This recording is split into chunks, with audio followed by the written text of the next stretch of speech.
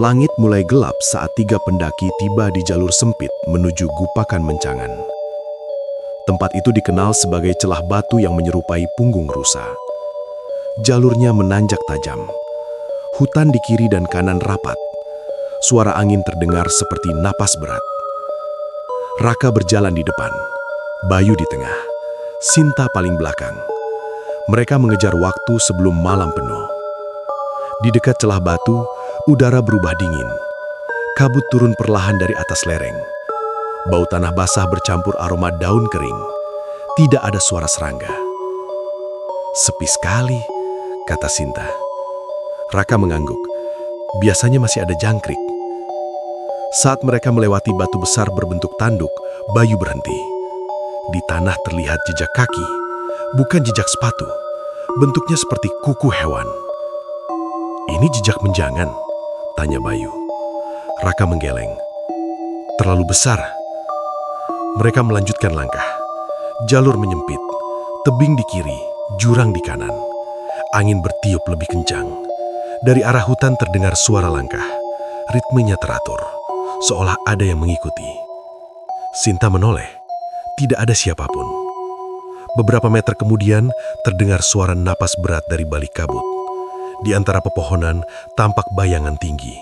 Tubuhnya ramping, kepalanya seperti rusa, tanduknya menjulang gelap. Sinta menjerit pelan. Makhluk itu berdiri di antara batang pinus. Matanya memantul pucat, tidak bergerak, hanya menatap. Raka menarik napas dalam. Jangan lihat lama-lama. Bayu menggenggam tali carrier. Kakinya gemetar. Kabut makin tebal. Bayangan itu melangkah 1 kali. Tanah tidak berbunyi. Tiba-tiba terdengar suara seperti kayu patah. Dari arah jurang muncul sosok kedua, lebih besar. Tanduknya bercabang. Tubuhnya seperti diselimuti asap tipis. Sinta mulai menangis. Itu apa? Raka berbisik. Penunggu Gupakan Menjangan. Konon tempat itu dijaga makhluk jelmaan rusa gaib. Ia tidak suka pendaki yang ribut dan sombong. Mereka yang melanggar bisa dibuat tersesat. Angin berputar cepat. Jalur di depan seperti menghilang. Kabut menutup pandangan. Langkah mereka terasa berat. Tanah seperti lengket. Bayu jatuh berlutut. Di telinganya terdengar suara berbisik. Balik. Sinta menutup telinga.